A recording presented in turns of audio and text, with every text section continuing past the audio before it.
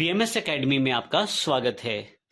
इसी तरह से यदि आप नीचे की तरफ देखें तो हमारे पास यहाँ QWERT से लेकर P तक और यहाँ ASDF से लेकर L और सेमीकोलन, इस तरह से ZXC से लेकर ग्रेटर देन और लेस देन के सिंबल तक, जो कि क्वेश्चन मार्क का सिंबल भी अवेलेबल है लास्ट में। ये सभी कीज हमारी अल्फाबेट्स कीज कहलाती हैं, जिसमें हम टाइप कर सकते हैं अपने अल्फाबेट्स को। जैसे कि मैं कुछ टाइप करना चाहता हूं तो मैं अक्षरों के कॉम्बिनेशन से कुछ भी टाइप कर सकता हूं। नेक्स्ट की जो हमारे पास अवेलेबल है वो है टैब की के रूप में। टैब का प्रयोग विंडो में मुख्यतः अगले ऑब्जेक्ट पे जाने के लिए किया जाता है, और इसी तरह से अगर हम किसी टेक्स्ट डॉक्यूमेंट के अंदर लिख रहे हैं तो टैब से आप एक टैब के जितना स्पेस क्रिएट कर सकते हैं। इसके लिए हम एग्जांपल देखते हैं। यहां पे मान लीजिए मुझे स्पेस क्रिएट करना है, तो रोल नंबर के पश्चात जैसे ही मैं टैब प्रेस करता हूं तो मेरे पास एक प्री डिफाइंड टैब का स्पेस अवेलेबल हो जाता है। फिर से एंटर कर देता हूं, फिर से टैब प्रेस करता हूं तो मेरे पास यहां पे जैसे पहले बिल्कुल रोल नंबर 1 था, उसके बिल्कुल नीचे मेरे पास लिखने के लिए टैब स्पेस अवेलेबल हो जाता है, जहां मैं उसे टाइप कर सकता हूं।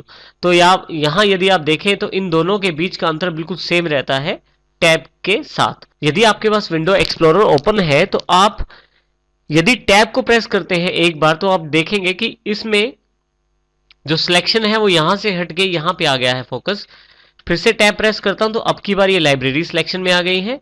फिर से टैब प्रेस करता हूं तो फिर से इंटरनल जो आपके पास लाइब्रेरीज के अंदर के जो डॉक्यूमेंट्स हैं वो सिलेक्शन में आ गए हैं।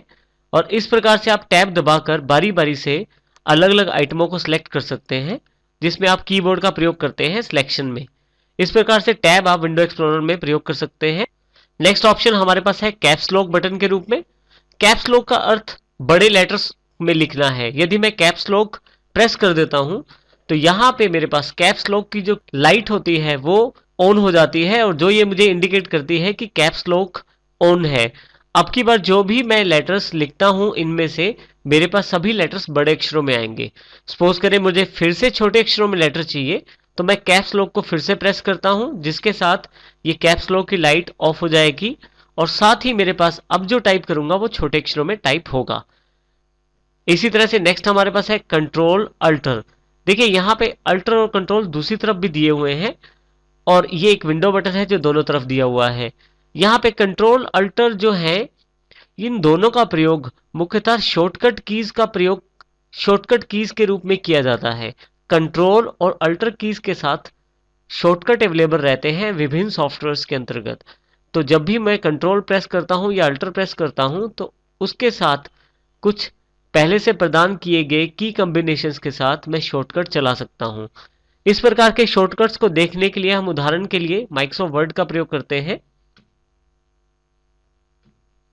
यहां पे यदि आप देखें मैं कंट्रोल प्रेस करता हूं और साथ में यहां पे ओ प्रेस कर देता हूं तो मेरे पास फाइल ओपन करने के लिए एक डायलॉग बॉक्स ओपन हो जाता है, जिससे मैं पहले से स्टोर की गई फाइल को ओपन कर सकता हूं।